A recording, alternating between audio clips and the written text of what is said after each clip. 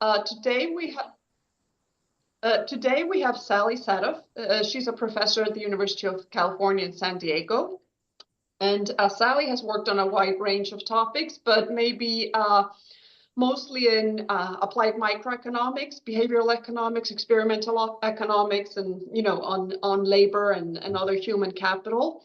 And she has published her work in very highly reputable journals, such as Journal of Political Economy and American Economic Review. Today, she's going to give a presentation on sleep, and the title of her talk is Sleep, Educational Impact and Habit Formation. For practical reasons, the participants are muted, but that doesn't mean that we don't encourage you to participate in the seminar. But Davide, he's going to keep an eye on the chat box as well as the raised hand. So please direct your questions to Davide, and he's gonna ask Sally those questions or call on you to ask the questions at what seem to be natural times during Sally's talk. And I also want to remind you, which you should have also gotten an automatic notification that this is being recorded, so you might keep that in mind when asking questions. But with that, I give it over to Sally. So Sally, the virtual floor is yours. Thank you so much. And in the spirit of the topic for today, I will say it's a little early here, and I'm suffering from the daylight saving transition as well. So I apologize if I'm a little bit slow. I'm not a morning person, but I really do appreciate engagement. I know it can be tough in these remote talks, so please do put forward questions, and hopefully we can turn it into a conversation. We're actually in the middle of revising this paper now. And so this is a very helpful time to get feedback. And as I was saying before people came on, I may actually pose a few questions to the audience for their thoughts, because there's a couple things referees have asked us that we're not exactly sure how to grapple with. So we're looking for feedback. And this is joint with Osea Giuntella, who I think may have presented in this seminar previously, maybe even some of this work at University of Pittsburgh, and Sylvia Sicardo at Carnegie Mellon. And I was also saying before people came on that I really benefited from their expertise. I always say it's good to have complementary co-authors, but I think in this case, really, you can sort of see Osea's background is really in sleep. Mine is more in education, and Sylvia's on the sort of habit side in health. So I think you sort of see a piece of us in each parts of this paper. So the broad motivation for this work is that there's now growing evidence that sleep matters. Most of it comes from sleep lab studies where there's somebody maybe comes into a sleep lab for a few days, there's severe sleep deprivation in a controlled environment, and then they take cognitive tests and show that cognition declines with severe sleep deprivation. That's a less of a natural environment, and it's over a very short term, and it's with very severe sleep deprivation. There's observational data and natural experiments that we were talking before that use natural variation, like time changes, like the one we're all going through, time zone changes in class time, things like that, and show correlations with cognitive function, productivity, academic outcomes, and health. At the same time, there are statistics suggesting that people aren't sleeping enough. So about 1/3 of adults sleep less than the recommended minimum of 7 hours per night, and up to 2/3 of young adults don't meet these guidelines, which is our focus because we're looking at college students. So we think it's an even more severe problem in our population. But there's limited evidence on the impact of interventions to improve sleep. So as far as we know, there are 2 prior papers, one that Osea worked on, Avery et al., and they test interventions to improve sleep, but they don't really link it to performance outcomes. And then Bassone et al. That run a field experiment in India and run interventions to improve sleep. And in their context, they don't find impacts on performance. And they argue that it might be because their population is really sleep deprived at baseline, and so moderate increases in sleep don't make much of a difference. It could be that the quality of sleep in India is so bad that even if you get more sleep, the quality of your increased sleep is not very good. They have different hypotheses.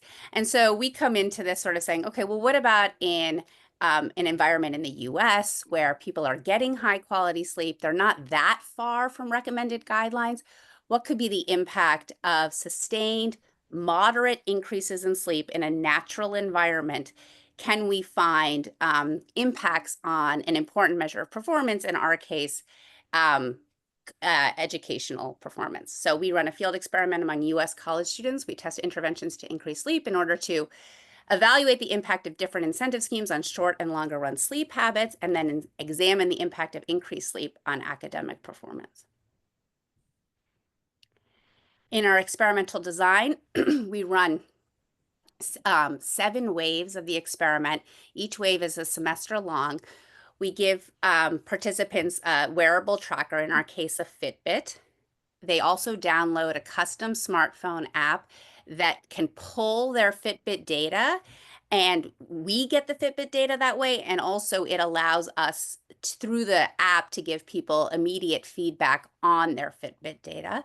They also fill out weekly time use surveys, and we collect administrative data on their academic transcripts at the end of the semester. And also, as they carry forward, as long as they stay, this is at the University of Pittsburgh, as long as they stay at the University of Pittsburgh. Our intervention design builds on the cue reward models of automatic habit formation from psychology, in which habits are triggered by contextual cues, immediate reinforcement of behavior, and repetition, right? So sort of the canonical example is if you want a mouse to press a button, every time they press a button, you give them a squirt of juice, and they come to associate pressing the button with this positive reward. And if you do that enough times, you can take away the juice and they'll still press the button. And I should say, you want them to press the button in response to a cue, like ringing a bell, right? So that's the kind of association. You want to associate ringing the bell with pressing the button and this positive reward. So we try to sort of mimic that idea in humans. So we set this goal of sleeping at least 7 hours by 9 a.m. on weeknights and Sunday through Thursday. The bedtime reminders serve as the cue to go to bed. So that those are delivered by text and through the app. When people wake up, this isn't our primary treatment. When people wake up, they get an immediate 475 reward every weekday that they meet the 7-hour sleep goal. And then we have secondary treatments to understand how important is it to have that cue? How important is it for the reward to be immediate? That's sort of those seem to be the key elements of the automatic habit formation model, but it's not well understood, particularly with human behavior. So as I mentioned, we conducted this over 7 semester-long waves, spring 2019 through spring 2022. You'll notice that we happen to coincide with COVID, and we have several papers on the impact of COVID on students' habits. It was conducted with over 1,100 students at the University of Pittsburgh that we recruited through the Peel Lab, and I want to give my thanks to Lisa Vesterland and others who run the Peel Lab for letting us recruit participants through that. We give participants the Fitbit. They wear it for 1 to 3 weeks so that we can capture their baseline sleep habits. We also can capture things like physical activity through the Fitbit. Then we randomize them to treatment and control and run the intervention for 4 weeks. So this is the pattern in every wave. And the control group just continues wearing the Fitbit and answering surveys. And the treatment group, during that 4-week period, they get reminders to go to bed and that 475 reward in the morning. We then have a post-intervention period that lasts 1 to 4 weeks, depending on the timing of the semester. And here, the control group, again, just continues wearing the Fitbit. The treatment group, we take away the incentives, but we continue to provide the reminder. So the idea is that you're continuing to ring the bell and seeing if it cues the behavior without having the associated reward. So here's the bedtime cue. We had participants set a personalized, we set a personalized goal bedtime for each participant that was about an hour before their baseline bedtime. So if I was going to bed at midnight, around midnight in baseline, we would set a goal bedtime for me to go to bed at 11. and the max goal bedtime was 1 a.m. 30 minutes before my goal bedtime, so in my case at 10:30, I would receive a reminder cue 30 minutes before my bedtime. And then here we had people self-select what they wanted their bedtime behavior to be. And the most common choices to select were turning your phone to silent, turning off your computer, and turning off Netflix. So you would get this bedtime cue: remember to go to bed by 11 p.m. to sleep at least 7 hours by 9 a.m. We would remind you of your goal, and that you would get 475 if you met your goal of sleeping at least 7 hours. So in the morning, if you had slept 7 hours, you got this treat yourself. If anyone watches Parks and Rec, this is all probably becoming very dated, but sometimes these old shows come back, so maybe some of the viewers know. So we'd say, treat yourself, good morning. You did it, you got 475. Enjoy your reward for sleeping at least 7 hours. Redeem your reward today, and you'll receive your Venmo transfer today. And then they would press this redeem button. If they didn't meet the goal, they would get this: you missed out. You didn't get your 475 reward because you didn't meet the goal. Try again. And sleep is sort of a nice behavior to think about in this context because we do sleep every day. And so you can get this daily feedback, right? So even if I miss it on Tuesday, maybe I get the positive message on Wednesday. And so in that sense, I think versus something maybe like exercise, which there's been more interventions around where people don't necessarily exercise every day. That's actually the behavior we're trying to get done. It might be a little bit harder to kind of provide that feedback. But just in general, we were talking about sort of getting this research up and going. I do think this ability now to tie data through a smartphone app in real time to provide immediate feedback really opens up a lot for researchers to think about interventions. I think a lot of my research shows that immediacy is important. And, obviously we know that from other research as well. And I think technological barriers have made immediacy hard that are now more possible. So just a note to people who are thinking about dipping their toes into this kind of research. Excuse We me, did Sally. also, yeah. May I ask you one thing I didn't get? Yeah. How do you know that they missed or they accomplished the goal? Yeah, so that's the power of having them wear the Fitbit and having the Fitbit feed the data into the smartphone app. So that it really is all, we're seeing all the data, but we're not doing this by hand, right? The smartphone app is programmed to pull the data, see how much they slept that night, and provide them that feedback immediately. And that's what's so nice about having this technology. Otherwise, I mean, imagine trying to do this as a researcher where you're pulling everyone's data and trying to send them these text messages, right? You could probably, you could pull it off with small samples, but it would be tricky. But this makes it much more scalable. And it's what the Fitbits are supposedly doing, but we're making it much more salient and tying it to our rewards and so on. We did do the Venmo transfers by hand. That part we didn't automate. But just as I was sort of saying that, my work and the work of the habit formation model emphasizes this importance of immediacy, right? That you wake up and you immediately get this reward so that you associate it with sleeping. But in the past, right, as I said, most interventions that have tested incentives for behavior change have delayed incentives. And I think it's usually, like I said, for a technical reason, right? It's just hard to get the data in real time. And so they've had delayed incentives.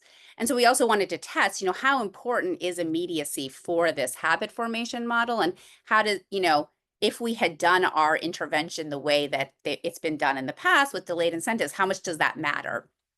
So we also had a version that looks very similar to immediate incentives. The only difference is that here we say you'll get your Venmo transfer at the end of the study.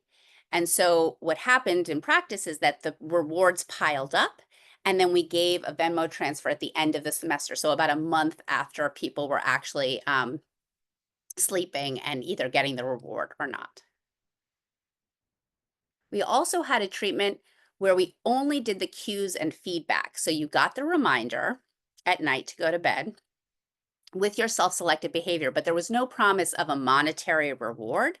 And in the morning, you just got the, you did it, or try again. And so this is just without incentives. How much can we get behavior change without incentives? Sally, can I So- ask something? Mm-hmm. What happens if let's say someone was in bed for 8 hours, but the Fitbit only recorded 6 hours of sleep? Yeah, so we only count sleep, right? And the Fitbit knows if you're lying in bed watching Netflix, you know. The Fitbit knows if you we tested this on ourselves. Sylvia had a new baby at the time. The Fitbit knew when she woke up because the baby was crying. I mean, the Fitbit knows. They've gotten much better in terms of things like that. So this was a concern. I know we heard it a lot, like, well, what if people get nervous and they're just lying in bed trying to go to sleep? In India, this measure, it's called efficiency of how much you're sleeping for the time you're in bed, is about 70%, right? So 30% of the time you're in bed, you're not sleeping. That's low quality, low efficiency. In our sample, it's closer to 95%. So I think people think that they're lying in bed and can't sleep. I know I'm like that, but I can now tell from falling, which you should not do, falling asleep, listening to shows.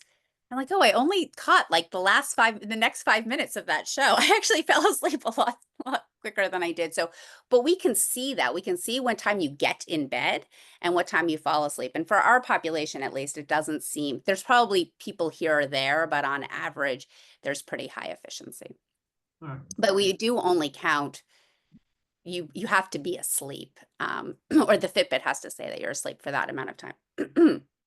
So our primary treatment groups are our primary analysis will compare the control group to this immediate incentives group that gets the 475 immediately when they wake up.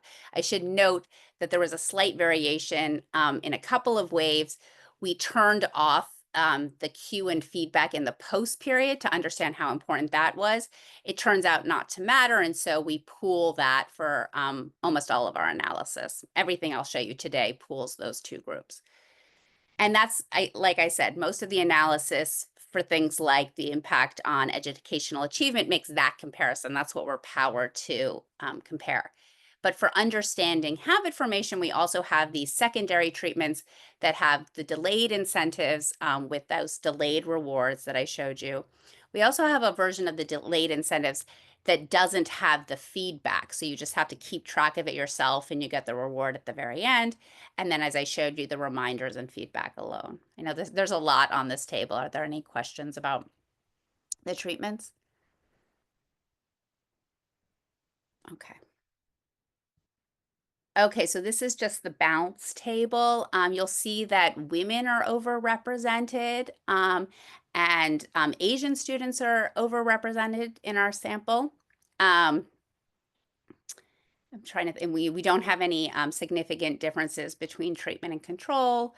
Our sample is about 72% women. The average age is 19, about 55% white, 29% Asian, 9% Black, 4% Hispanic.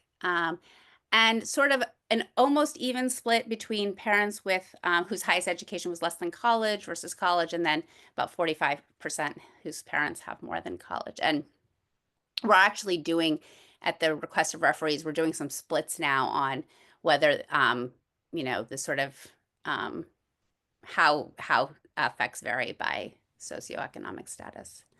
In terms of, sorry to interrupt. There is a question by Katie who asks why $475 instead of $5 or $4.99. Yeah, it's a strange amount, right? It's a good question. Actually, it's kind of funny. I mean, maybe you can save like 25 cents per person here or there if you come up with these strange, you know, just below, if we think people round up, but that's not the reason we did it. We did it because we originally were going to have another treatment group where when they woke up, and of course, you know, as you may have noticed, my two co-authors are Italian. So where people woke up and their reward was to treat themselves with their favorite coffee drink at the campus cafe. And we thought that this would really cement this association because you would have this pleasurable reward that you associated with sleeping, and it also would make you feel more awake. And so we thought that that was so great. We actually got a lot of reviewers saying, how can you guys give people caffeine and a sleep study? But we did actually get it through. The reason we didn't end up running it was because it was a nightmare with the campus cafes to try to redeem these coupons for the favorite coffee, so it ended up falling apart. But the favorite coffee drink on campus cost $4.75, and so we wanted to keep the amounts equal. So now we're stuck with $4.75, even though we don't have the coffee anymore. That's a good question. And you notice this sort of treat yourself. We had a cup of like this steaming hot coffee on the app, and all of that was lost. So yeah, much harder to do with actual those kinds of rewards. In terms of sleep hours, as I said, the recommended guideline is at least 7 hours a night. So at baseline, 44% of nights, participants are sleeping at least 7 hours. It's better for sleeping at least 6 hours, which is considered severe sleep deprivation, but even 30% of nights are lower than 6 hours, right? So that's kind of considered severe sleep deprivation.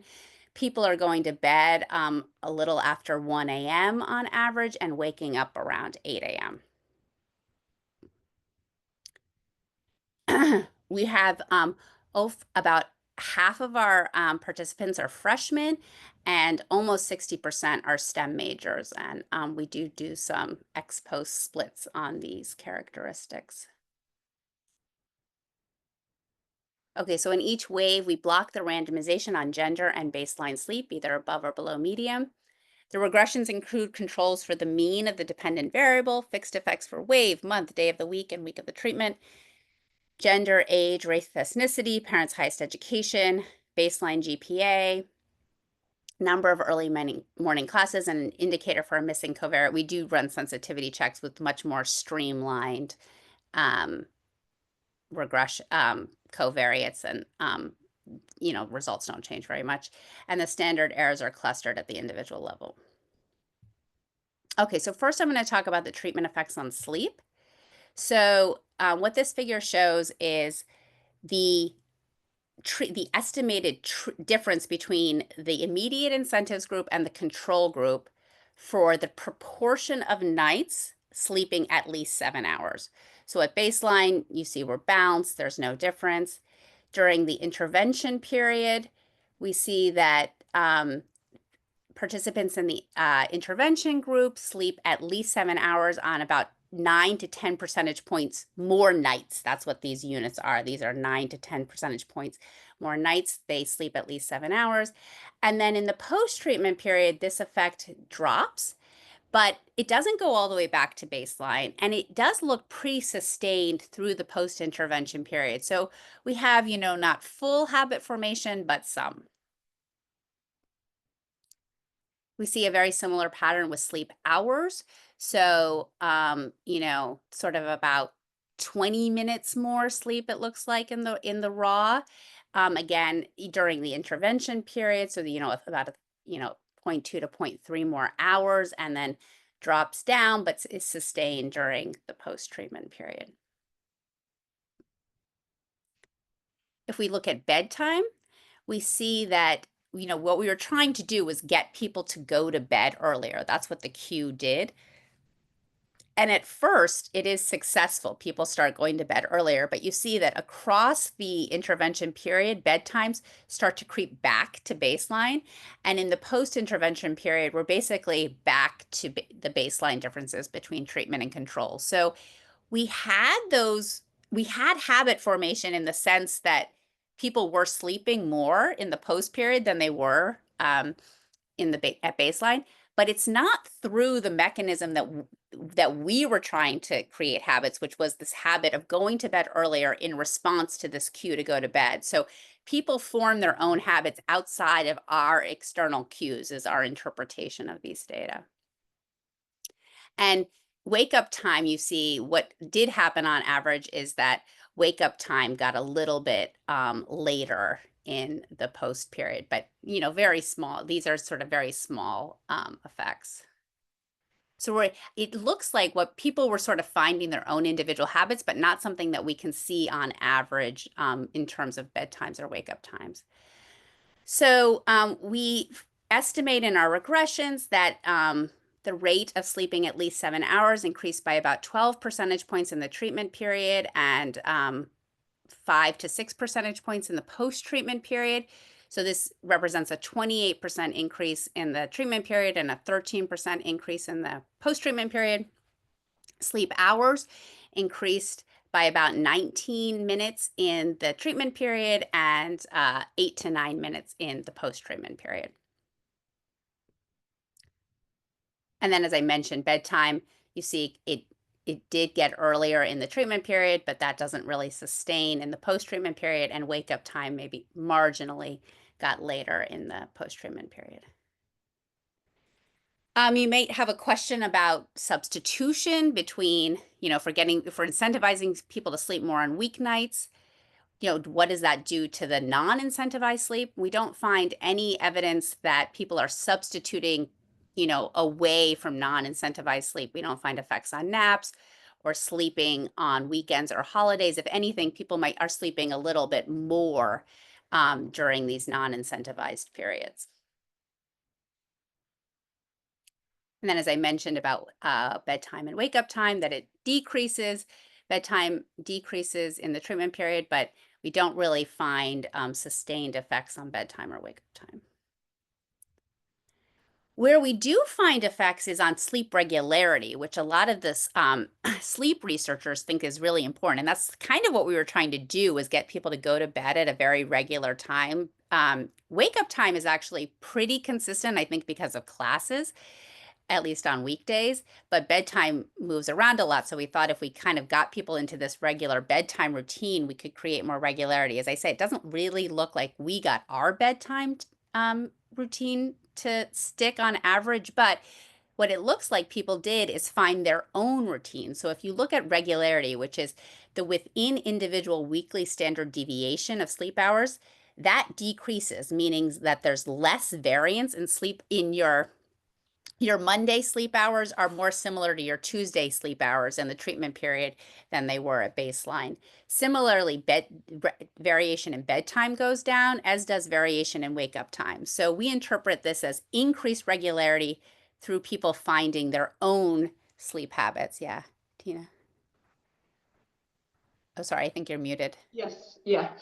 I was just wondering, because of course, it doesn't change the fact that you have treatment and control, but at what time during the semester is this taking place? Because is there a lot of workload, like in terms of the habit formation? You could see that at some points during the semester, it might be easier for the treatment group to respond relative to other times, maybe when the follow-up period is happening, if there's more exams or, yeah. Yeah, I think that's a really interesting question, right? We structured it the way we did. A lot of it was because we knew we could only really run it for a semester. We tried once to have it run the whole year, and mysteriously, a lot of the Fitbits disappeared over Christmas break. It just doesn't work out very well logistically, but hopefully someone can do that in the future. And so we timed it so that we would have this post period so we could examine habit formation.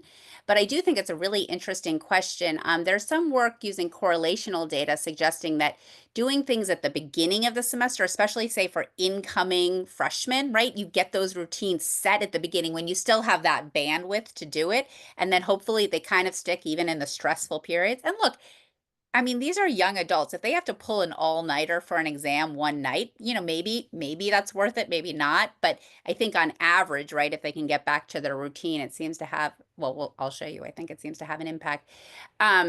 But I think it's a really good question. I mean, of course, you could imagine just doing this the whole semester, but if you're thinking about cost effectiveness or things like that, I think it's really interesting to understand, when does it make sense to do these interventions. I think we accidentally landed on what you said is sort of in the middle of the semester. And I think it caught people at a time where they maybe could be more responsive and get these habits in place. But I think it's an interesting empirical question. So here we look at our secondary treatments. So the immediate incentives of what we've been looking at so far, and then we compare them to delayed incentives. Delayed incentives, no cue feedback, and cue feedback only in the treatment period, and then repeat that for the post-treatment period. We only ran the secondary treatments in the first 3 waves because we were looking for smaller sample sizes there. So we limit our analysis to that. During treatment, all the treatments increase sleep as compared to control, but immediate incentives have the largest impact on robust to multiple hypothesis testing corrections. We find that just making the incentives immediate increases their impact about 44 to 83% above delayed incentives with or without cues and feedback. And they're 2 to almost 3 times larger than cue and feedback alone. So this immediacy does seem to really be important for improving behavior during the treatment period. We find less evidence that it matters for habit formation. We don't, in the post-treatment period, the effective immediate incentives are not statistically distinguishable from the other treatments. I don't think this means that it doesn't matter for habit formation. It just means that in our study with our sample size and our statistical power, we weren't able to detect differential effects. So I think that's still an open question about habit formation, but I think certainly this adds to evidence that making incentives immediate does increase their effectiveness and cost effectiveness during the treatment period. Can I still ask Any questions about, yeah. So, if like earlier you said like the main goal was to basically make the bedtime earlier, right? Yeah. So I was just thinking that if your goal is really to have like very immediate incentives, wouldn't you want to incentivize that? Like, wouldn't you want to? Yeah, we thought about it. The problem is, we're trying to get people to go to sleep. And so if you go to bed and then we ping you with this, like, oh, good job, you went to sleep, like you're asleep. Like we can't really give you the reward. I mean, so we thought, and the psychologists were saying you should reward people for the behavior of getting in bed. Right. Absolutely. I mean, I guess we could kind of do it between getting in bed and falling asleep, but it felt like we would sort of get people agitated right at the moment they're supposed to relax. So we just couldn't figure out a good way to do it. We could do it in the morning. We could say in the morning, oh, you went to bed at the correct time rather than rewarding them for sleeping. We could have done that as well. But the thing is actually now seeing the data, I'm kind of glad we didn't, because I think that now the work on commitment devices is kind of coming around to this idea that maybe they shouldn't be too strict, right? I think there's also work on exercise routines, and if you set very strict routines, they're not flexible enough for people. And so I'm sort of seeing from our data that it seems like everybody has to come up with what works for them. And so I'm not sure it's a good idea to force people into, oh, we know you should go to bed an hour earlier than you were. Maybe that's not the right routine for each person. And ultimately the goal is to get more sleep and in a regular way, which not that we did this on purpose, but we did achieve it through this. So I'm sure there are other ways, but I have come around to believing we shouldn't be so prescriptive with how we get people to achieve this behavior change. Yeah. Was there another question? Yeah. Yes, I have one question. So, it does make sense that you get the greatest maybe effects with the monetary incentives, but that's also maybe the only arm of the experiment where people have an incentive to cheat. So if they have to pull an all-nighter or go on a date or a party, you have your roommate, sleep with the Fitbit or something like that. Are you worried about that? Yeah, I think that I hadn't thought of this sort of just on a one-time basis. We had sort of said, if you have this roommate that's sleeping all the time, like they should, I don't know why they would they should just enroll in the study, I guess. And we actually don't find any, we're looking at that now because this came up in our reports about spillovers. We don't see that sort of better sleepers start enrolling in the study because word gets around. You can tell, and I guess we could look at this more explicitly. I don't know that we've done this. You can tell the Fitbit knows sort of your heartbeat and your pattern. And so I think it can tell if you one-off give it to somebody else. So we should look at that. Let me make a note of that. I do think, I guess my idea is that maybe 475 isn't enough to get you to go through all these hoops unless, yes, you happen to know a really good sleeper. My other thing I would say is just if people are cheating, then that's going to make it less likely that we find an impact on grades, right? Because if we can actually get people to sleep more, then there shouldn't be an impact on grades. So we'll look at that next. But let me we should look at that about And the if you can, you know, try to use the data to catch the cheaters, and then maybe there's some nice cheating thing that you can right. That's true. We have another examine peep also. crunch. Yeah. I mean, I will say this, that if you look in the data, there are no great sleepers. Nobody is coming in and already sleeping 7 hours every night, even in their top quartile. Everybody has room to improve.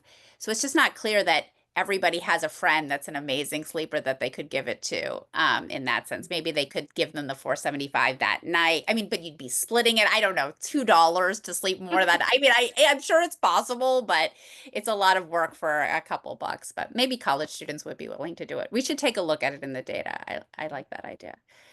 Okay, so now let's turn to treatment effects on grades. This figure, we may be moving to the appendix because I like to try to show the raw data, but I think it's a bit hard to follow. What we've done here is show the GPA by the lowest, sorry, we're trying to let me try to explain it.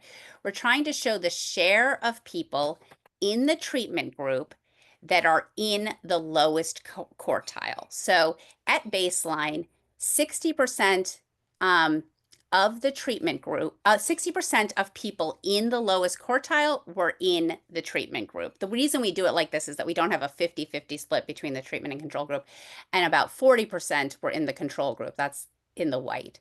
So you see that the share of the first quartile made up of people in the treatment group stays the same at baseline and at the end of the term. What changes is the share in the second quartile and the share in the third quartile. So what we're finding is that treatment causes fewer people to be in the second quartile of grades and more people to be in the third quartile of grades, and no change at the top or the bottom. So this is all to say that we seem to be finding a small shift in grades in the middle of the grade distribution, but not at the lower end or the higher end. So again, you see why we're moving this figure to the appendix. Another thing I wanted to note here is we found out afterwards, we didn't have the grades data when we were randomizing. And so we didn't understand this subtlety, which is that there are two types of classes, lectures, which are about 80% of classes, and then these other classes like seminars, internships, independent studies. And what we found in these other classes is that basically almost everybody gets an A. And so there's there's ceiling effects. And so it's hard to find treatment effects in these other classes. And so what we do now is we show all the results for pooling lectures and other classes, and then lectures only where we think that there's more scope for treatment effects. Okay, so here we have our main analysis, our main results. The effect of immediate incentives on grades in all classes, where every course is its own observation, and then we cluster at the individual level.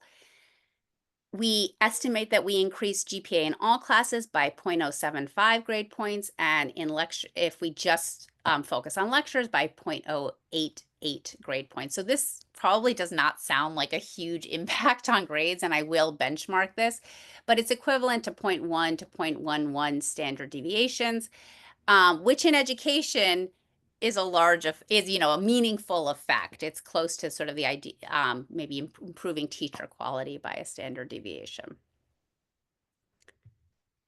We do see that the effects persist in the term after the intervention. So now the students aren't wearing Fitbits anymore, but we're continuing to track their performance. And it does look like it persists for one term, but fades out 2 terms afterwards. And you see we're losing sample size because people are graduating or leaving the school.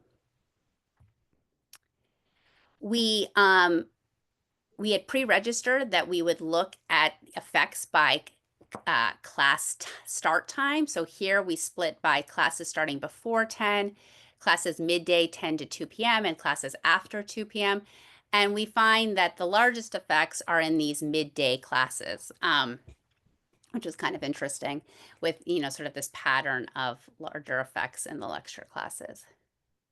We also split, this was an ex post split on STEM versus non-STEM classes, and find the largest effects in STEM classes. Now, this could be because, getting more sleep is more important for doing well in a STEM class.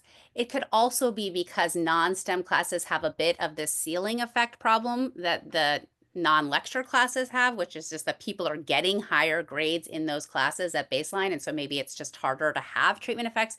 So it's hard. And also, most of our, a large share of our participants are STEM majors. So maybe it's because it has the most effect on the classes where they're majoring. So it's hard to interpret why we have the large effects here, but I think it's something interesting to explore further.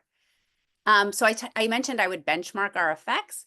In our study, we increased sleep by about 19 minutes in the treatment period and 9 minutes in the post-treatment period. If you look at natural experiments that use a 1 hour later class time as their source of variation, they find that having a class an hour later increases sleep by 6 to 35 minutes.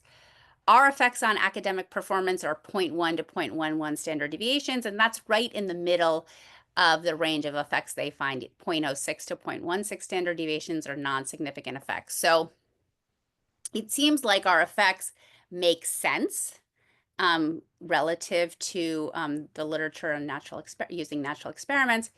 The other way we benchmark our effects is to compare the effect of our intervention to a wide range of interventions that have been tried to improve college GPA. So we looked for studies that were interventions among college students, either experiments or natural experiments. And these have been using grants, financial aid, achievement incentives, and advising. We think an interesting benchmark are achievement incentives alone, which is just paying people to get better grades or to improve their GPA. And what we're showing here is that our effects are on par with those that have found effects. You see that many aren't finding effects, and at much lower cost. So these are arranged in order from least expensive to most expensive. And so we estimate that our intervention costs about $110 per participant per semester. So that's $60 for the Fitbit and about $50 worth of incentives.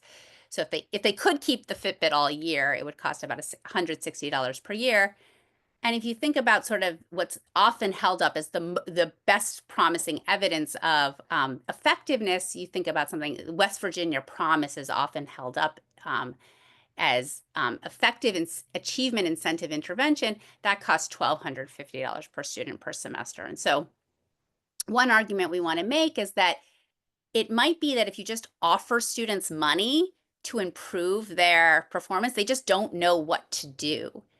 And so it may be more effective to target sleep, and then it has these natural downstream impacts on educational achievement, and it might have impacts on other things as well. And so we think that that's sort of what we think is kind of interesting about this. And that was the question that I wanted to pose to the audience is, how do we capture this idea that people just might not think of, if I tell you, oh, I'm going to pay you to improve your grades, people might not think, oh, the thing I need to do is sleep, 15 minutes more every night.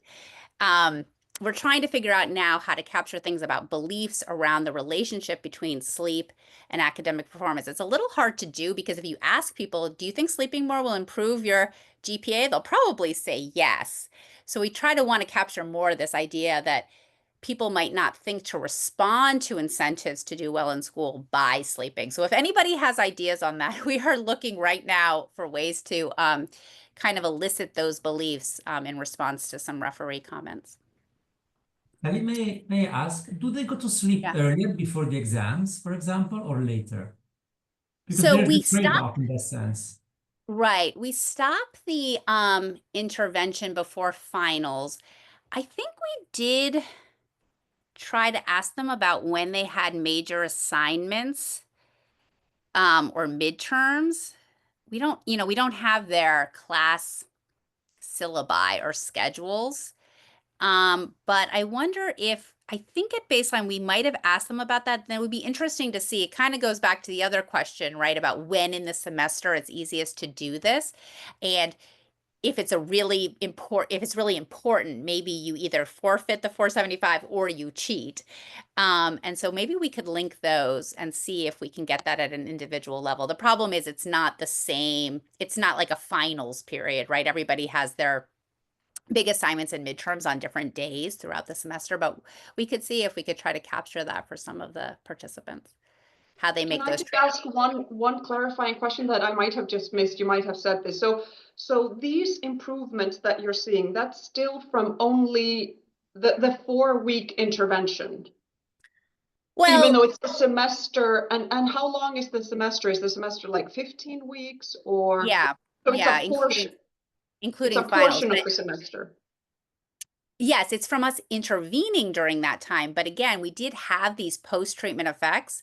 And so in the end, you could think of it more like an 8-week intervention, right? With weaker effects in the second 4 weeks. So that's why it's hard. We don't know how people were doing right at the end of the treatment period versus over the end of the semester, because grades accumulate and it's hard to capture. I mean, we try to ask people more like cognitive questions along the way, but we don't find any effects there. So it really is a bundle of the treatment and post-treatment effects.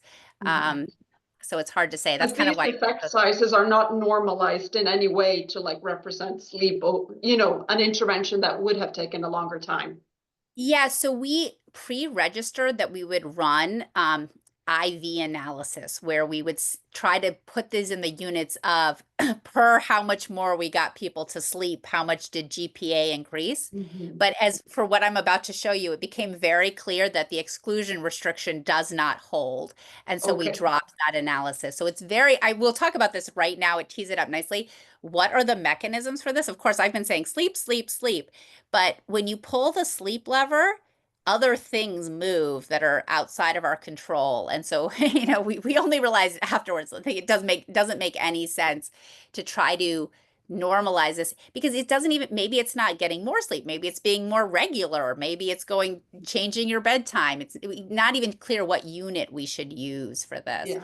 And I think this time use really illustrates this point well, which is that so we run these weekly time use studies based on the American Time Use Survey, where we say yesterday, what were you doing from 8 to 8:30? What were you doing from 8:30 to 9? What were you doing from 9 to 9:30? In the top row, we have sleep as measured by the Fitbit. And here we're doing treatment effects. So again, this is the difference between the immediate incentives and the control group during the treatment period and the post-treatment period. So this is what I've shown you before, right? That we increase sleep by about 15 to 20 minutes during the treatment period and about 5 to 10 minutes in the post-treatment period. And then you can compare that to how people self-report their sleep. And here we've listed the most common categories people report. And we're seeing positive effects on self-reported sleep, but not completely in line. And I think it makes sense. It's really hard to know how much you're sleeping because as we've been talking about, you don't know exactly when you fall asleep. We don't find any effects on overall study time. Where we are finding effects is on screen time, particularly during the treatment period. And interestingly, the decrease in screen time, excuse me, sorry, is very similar to the increase in sleep. So we can't say for sure that it's, a 1-for-1 substitution, but it does look like what we're displacing primarily is screen time. You might be this concerned, oh, what if I have this big final and instead of studying, I go to sleep? It doesn't seem like that's what's happening on average, at least. So, so I showed this already.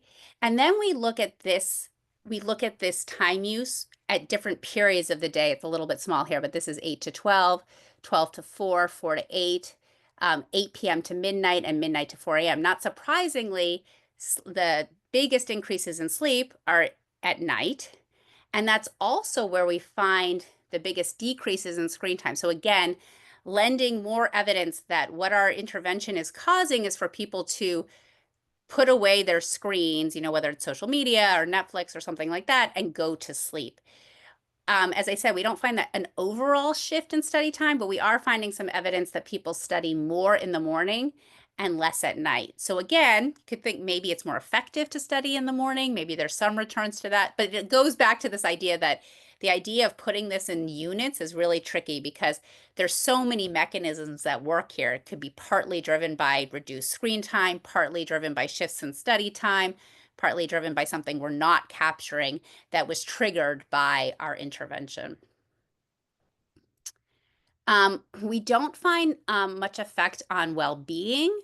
We do find this effect on a measure of resilience that we took every other week, which is asking people how much stress do you feel and how capable of dealing with that stress do you feel? And there we do find some evidence of increased resilience. Our depression and anxiety scales here in columns 4 and 5 were taken at the end of the semester. So I think that might be part of the reason that we don't find effects. It might just be too far removed from the biggest effects of the treatment. But I think there's more work to be done here on the intersection of sleep and well-being.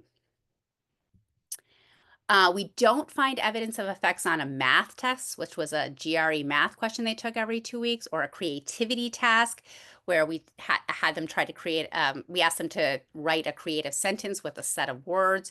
We also don't find effects on the Fitbit measures of heart rate, steps, or physical activity, which I found interesting, or self-reported exercise in the time use survey. So I think I'm pretty close to on time. Sally, so may I interrupt you for another question from the audience? Sure. Yes, please. It says, it might be interesting to think about student athletes. One of my PhD students was a student athlete, and they think or are coached a lot about the relationship between sleep and performance. Do you have any information about that? Yeah, I think that is where you're actually seeing the most work on sleep done. Especially if you look at professional athletes, they're moving around the country all the time for games. And, obviously for them being at optimal performance is really important. So I think they have like sleep coaches and stuff now, and they're taking it very seriously. Athletes, I think, are an interesting population because sometimes they have weird schedules because of their practices. And so I think they have been sort of, in some ways, they can be a source of natural variation as well. But I think you're absolutely right that they also take sleep very seriously. But what direction were you thinking of taking it? I don't know if we have many athletes in our sample, but I think it would be interesting to look at impacts on performance among student athletes if we could get that as an important subpopulation. But please reach out to me if you have other ideas. As I was saying, okay, so our intervention increases sleep during treatment with sustained smaller effects post-treatment. Immediate rewards have larger impacts during treatment, but not post-treatment compared to delayed rewards and rewards that provide cues and feedback only. We find limited evidence of automatic habits in the sense of our cue triggering a behavior in the post period. But it does look like there was maybe what you'd think of as learning or some kind of habit formation that people developed maybe their own habits. And so I think there's more to learn there. In terms of educational impact, our study is the first to demonstrate that an intervention that improves sleep habits can improve academic performance at relatively low cost. The evidence that our intervention displaces screen time and shifts study time to the morning hours, I think, again, are interesting as mechanisms. I was saying before the talk, I think right now we're all sitting in our silos pulling different levers. Like some educational economists are trying to get people to study more. People working in social media are interested in the effects of trying to get people to reduce their social media time. We're increasing sleep. All these things interact in very interesting ways, and I think we're not capturing that in our design. So I really think that's an interesting area for future research. So what is next? I think in terms of understanding impacts, the results suggest that incentives for sleep may be a more cost-effective way to improve performance versus incentivizing performance directly. As I said, it's difficult to separately identify the mechanisms for the effects, sort of the direct effect of sleep versus something like decreased screen time. So, thinking about how would we design experiments to understand the interactions of lifestyle behaviors, mental health, and educational outcomes. I've written a little paper on this to get people's thoughts going, but I think it would be really interesting if people have ideas for experimental designs. Experimental designs are not necessarily well suited to identifying mechanisms. So I think that's an interesting area for future research.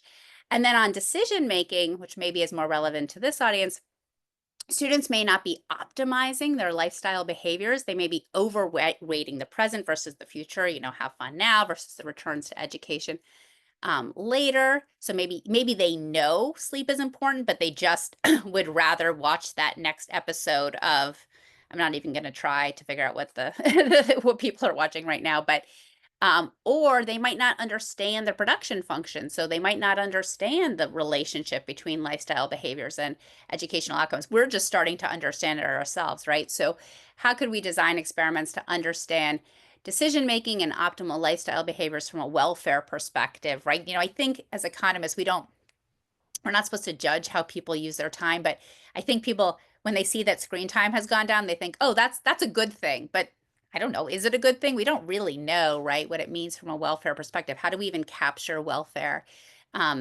in this context? So just a few thoughts.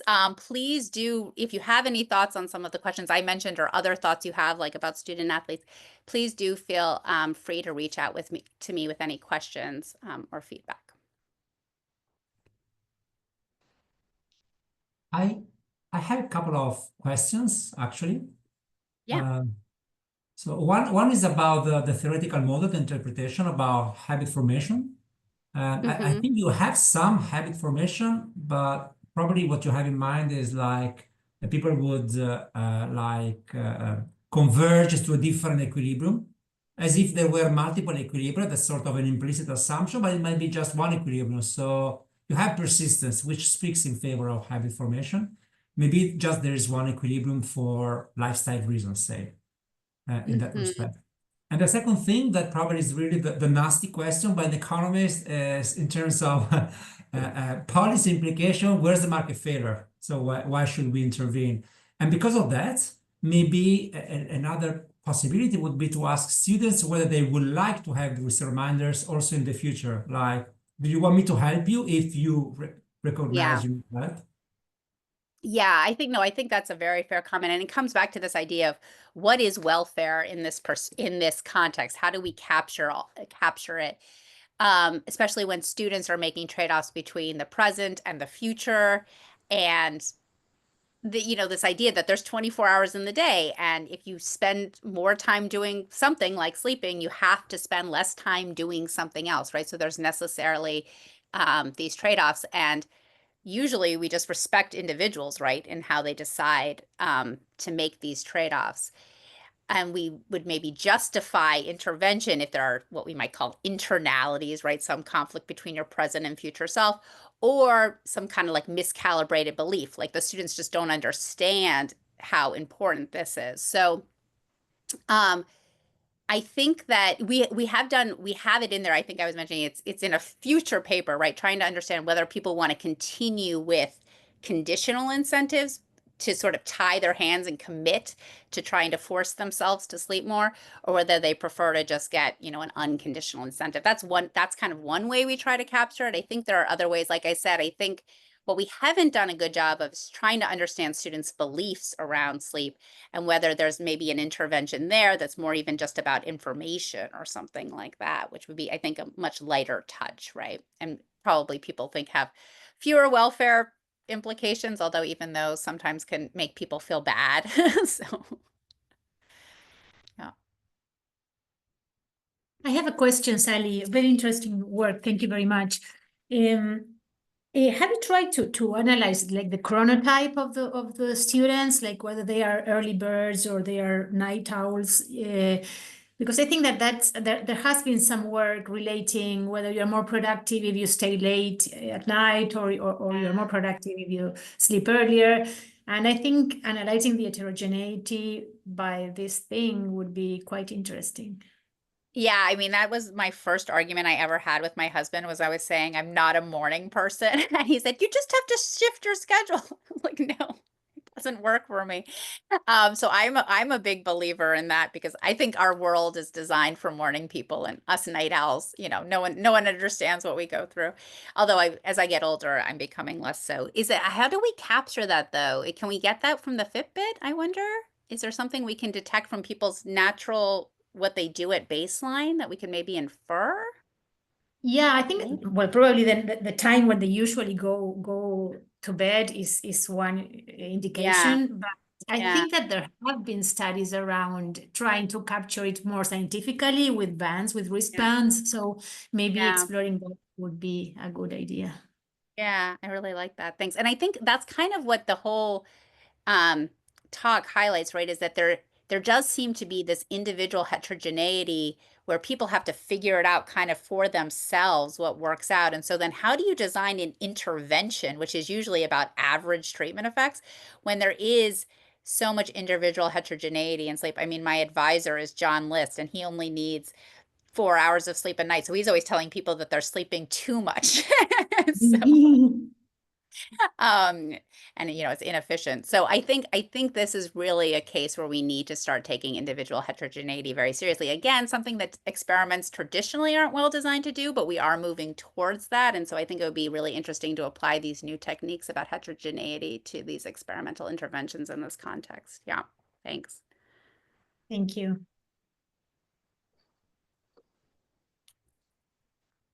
Thank you. Well, we're out of time, so if there are no other questions, I just want to, well, first of all, thank you, Sally, for a fantastic talk.